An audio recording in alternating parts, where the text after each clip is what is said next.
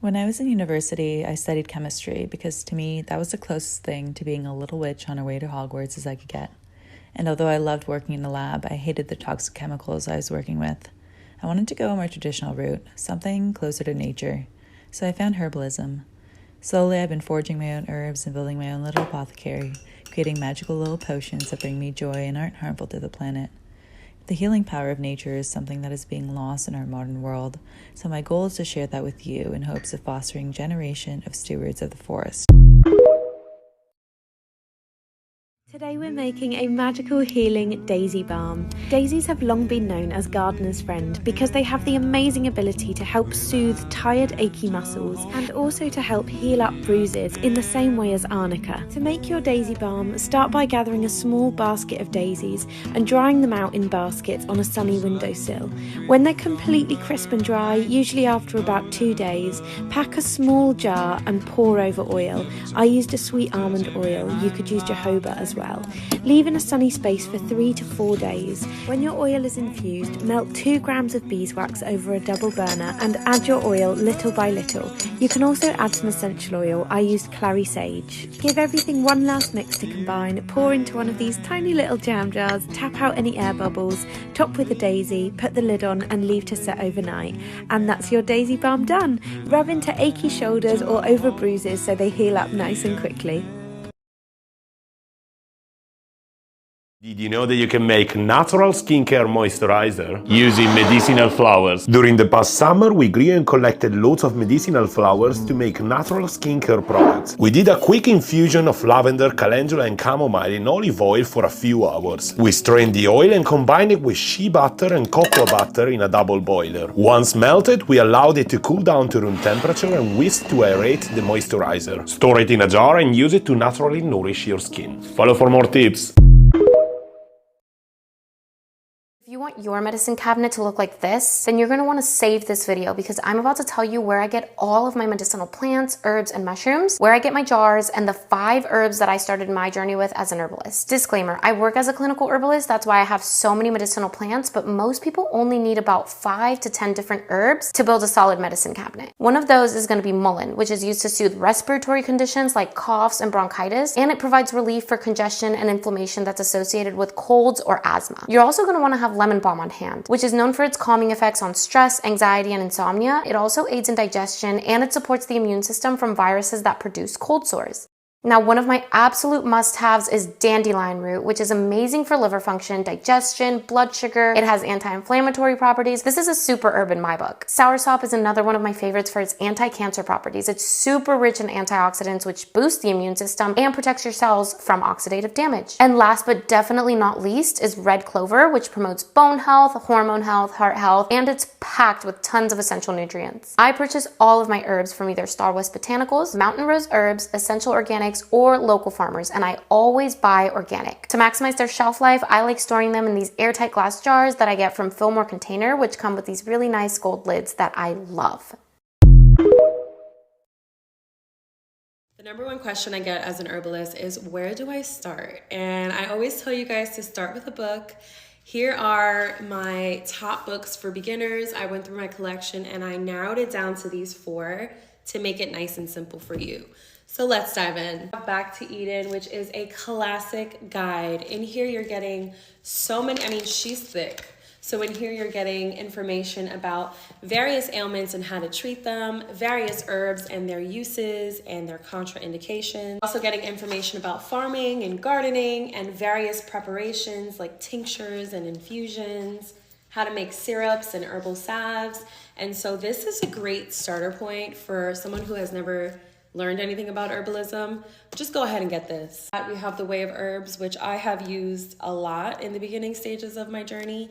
And for similar reasons to Back to Eden, you're getting a good breakdown of herbs. It goes into kitchen herbs, the diet that we need, the various herbal tastes, etc. And in the back, we have even some formulation. So the Way of Herbs is a great starting point. Rosemary Gladstar's Medicinal Herbs. This is a ultimate beginner starting guide.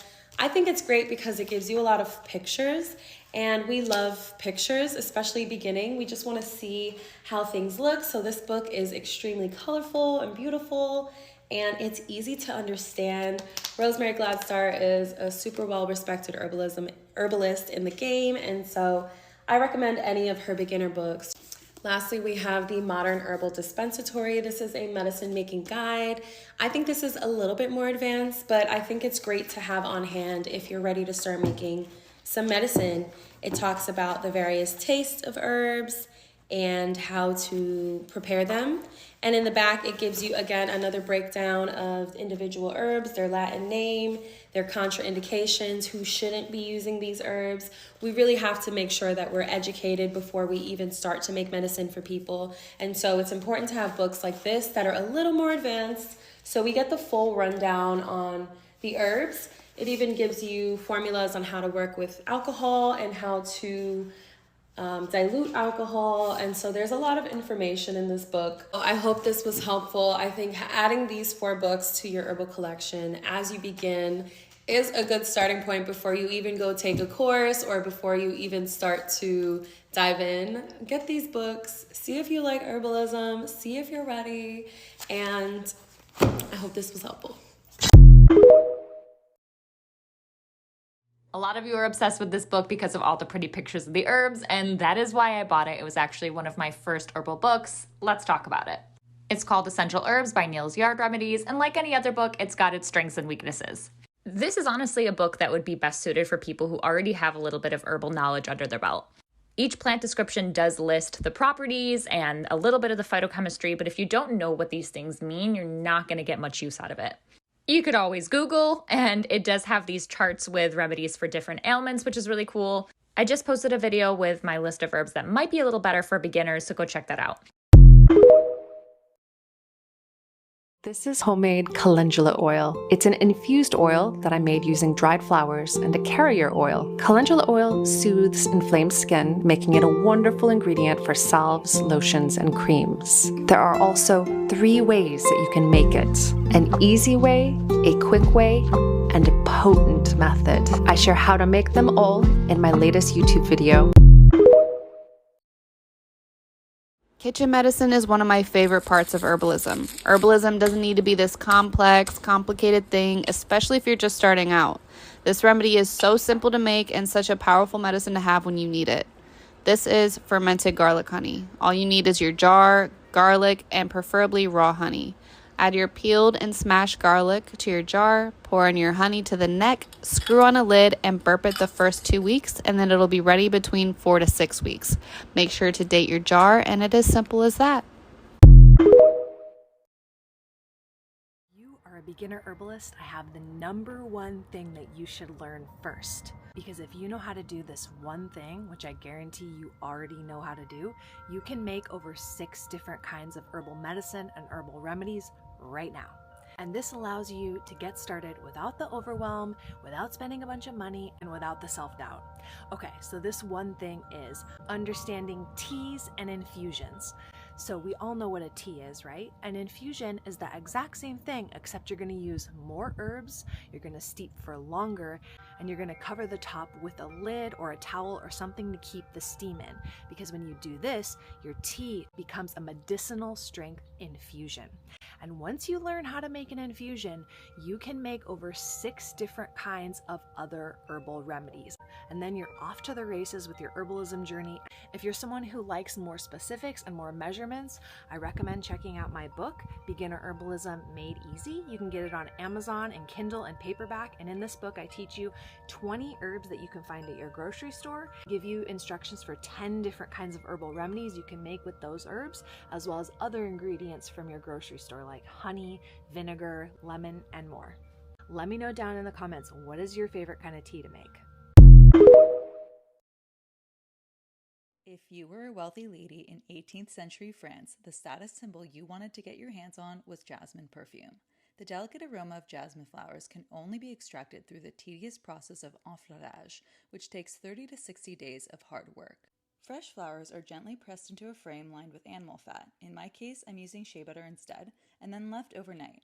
The next day, the flowers are removed and fresh flowers need to be picked and placed on the fat. The process is typically repeated for 30 or more days until the desired scent strength is achieved. Then you have what is called a pomade, which can be used as is to make lotions or further extracted with alcohol to achieve a final concentrated scent. Here's 3 quick and easy home remedies to help keep those colds at bay this winter. Number 1 is super simple: garlic and honey. Both garlic and honey have been used in traditional medicine for thousands of years, and once combined and fermented, they create an immune powerhouse. Simply peel the garlic cloves and pour over the raw honey, and in about 4 weeks it should be ready to go. Number 2 is a favourite of mine: fire cider. Fire cider is a powerful home remedy that definitely packs a punch. It's a concoction consisting of several potent ingredients, such as garlic, ginger, turmeric, lemon, chili, and many others. These are chopped and then added to a large jar and covered with a base of raw apple cider vinegar. I let that sit for around 4 weeks and then strain out the liquid and pop it in the fridge until needed. And last but not least, elderberry syrup. Elderberries have been traditionally used to relieve fevers, colds and flu symptoms, and although they can't be eaten raw, once they're ripe they can be picked and cooked, and then they're perfectly safe to consume. I add ginger and cinnamon whilst cooking, and then strain the liquid and add the raw honey. Then just bottle up and store until needed.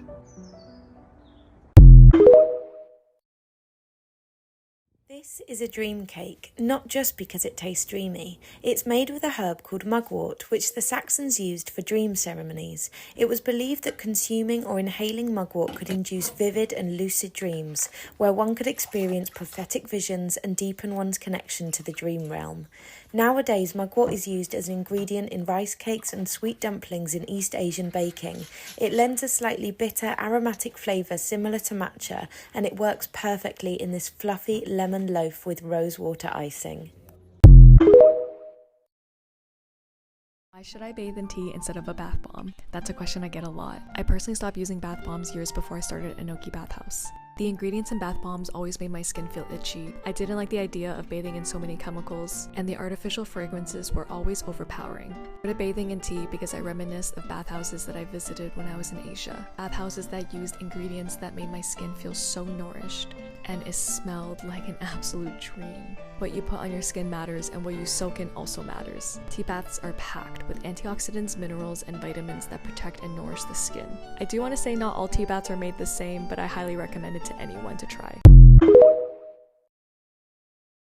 I studied and researched over 100 medicinal plants, from traditional Chinese medicine to Western herbalism and Ayurveda, and I have all of them right here. And I was thinking about how when I first started studying herbal medicine, I wanted to know so bad what other herbalists had on their shelves. And I thought to myself, and I said, maybe I should start a series where I go over every single herb that's on my medicine shelf, and I talk about the herbal actions, when and how to use them, and go over contraindications and precautions that you should know about. But here's the thing, this is where I need your help. I can call it Medicinal Mondays and talk about one herb every single week, but like I said, I have over 100 herbs, which means it's gonna take me over 100 weeks to get through all of them, and that's more than 2 years. Or I could challenge myself to post every single day around the same time and call it Herbal Hour. That one's gonna take me just over 100 days to get through, which is just over 3 months. But what if I can't post every single day? I don't wanna keep you guys waiting. So I really don't know which one of the two would be a better idea. You guys let me know. Celtic folklore suggests that drinking this cleaver infusion every day for 9 weeks will make you so beautiful that everybody will fall in love with you. Cleavers are arguably one of the most important and effective lymphatic tonic herbs in the world, meaning they help to flush out toxins, decreasing congestion and reducing swelling. They're also great for the immune system and are currently being studied on their ability to inhibit cancer cell growth. Topically, they may help to combat eczema and psoriasis.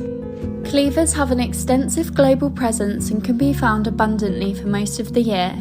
It's also known as goosegrass, as it is the favourite food of geese. It has many other names, including sticky willy, gripgrass and sticking bob.